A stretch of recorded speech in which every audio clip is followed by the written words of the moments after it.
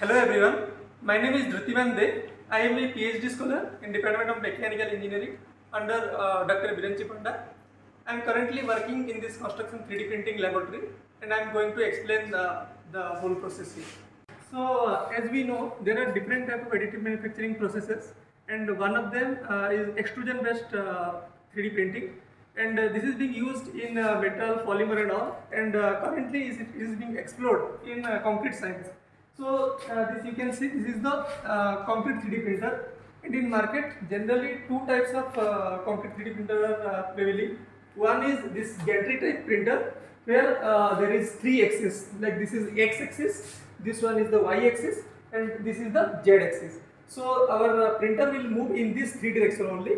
And another type is the robotic type printer where we have more number of degree of freedom, like where our printer can move in more like it has more degree of freedom, so it can cover all the directions and path. So this is a left scale 3D printer.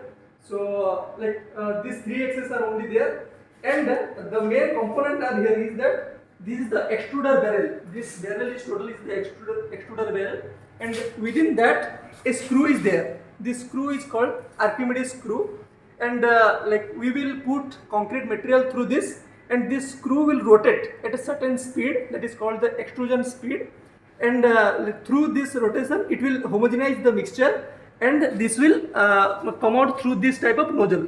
You can see this is a circular type of nozzle which has diameter of 20 mm, and this from this nozzle it will extrude and it will print layer by layer. So this is a simple unit, and these are the three motors, stepper motor connected to the this extruder barrel. This one motor, and for XYZ movement there are another three stepper motor.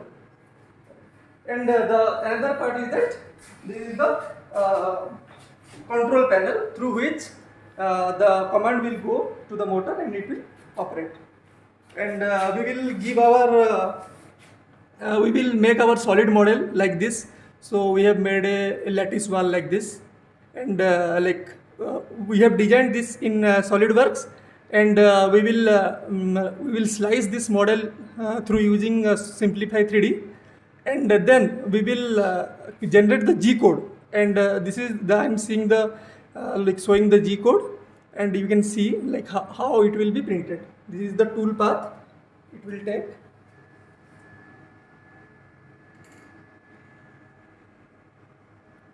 Layer by layer, one layer it is finished.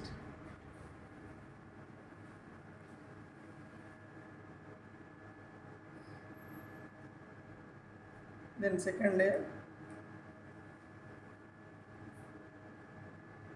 Like that it will go, like 5 layer it will go, 1, 2, 3, 4 and 5. As we know, concrete is a composite material, so we will now see the material preparation for this. So this is the cement, 43 grade OPC, ordinary Portland cement.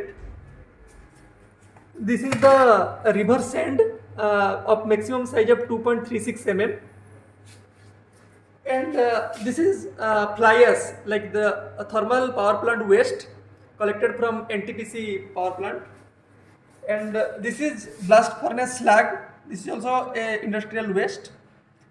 These are the basic materials, and there are other wastes and other ingredients also. Currently we are using this, and there are some other admixtures also which is being used to get the required property of the material. One of them is the VMA, like this is the viscosity modifying admixtures. So this will modify the viscosity.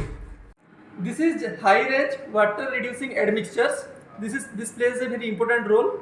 As we know, in concrete, if we increase the water to binder ratio, the strength and durability properties is going to decrease.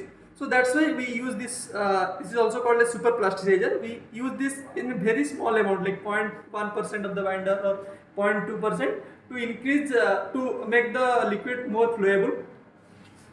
Now this is the main mixture. We will dump our material into this bowl, and it will mix. This blade will rotate and it will mix the material properly. And this material mixing plays a very important role in making the concrete concrete composite.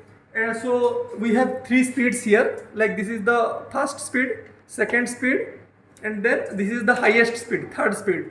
So we will mix the material through a definite protocol, like we'll first mix the material 1 minute in slow speed, then 2 minutes in medium speed, and maximum 30 second or 1 minute in highest speed. This protocol varies from material to material. So as we know, like in different additive manufacturing processes, material will be there and it will go through a process and then it will deposit. So like we have seen in FDM, like material will go, so my heating unit will heat that material, it will liquidify and then it will solidify. But you can see here, like we are simply dumping the material and it will extrude here. So there is no processing in between. But here the main important part is that the material. If the material plays a very key role here. Like you can see, like when we will pass the material through this, it should be very liquid. But if the same liquid material will come through the nozzle, then it will flow and we cannot, like it will not set and we cannot get any layer by layer deposition. So here the science is that when the material is feeding through this extruder, it should be liquid, but when it is depositing, it should get hardened within less time. So this is called the thixotropy of the concrete, and this is the inherent property in cement and other properties, and we need to tailor it according to our need. So that's why the material preparation plays a very important role here. As I explained, you need to take all the materials in a definite proportion and you need to mix it with the accurate speed and protocol. Then only you can get a accurate printing through this like nozzle and all. It will get exact filament size, length, width, layer height, all.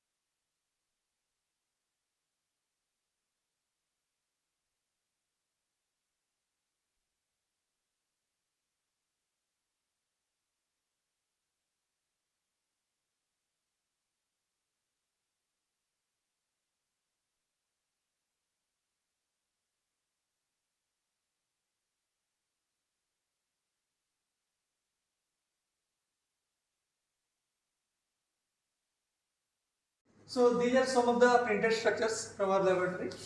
You can see this is the lattice wall which I have showed earlier in the model. Then we have printed this IITG, and then these are the cubes and cylinder. And from here you can see this is the cross section view of the 3D printed sample. And one thing you can mark from here like that, when we print the first layer and when we subsequently printed layer by layer, you can see that the bottom layer is getting deformed. But this is the reasonable deformation.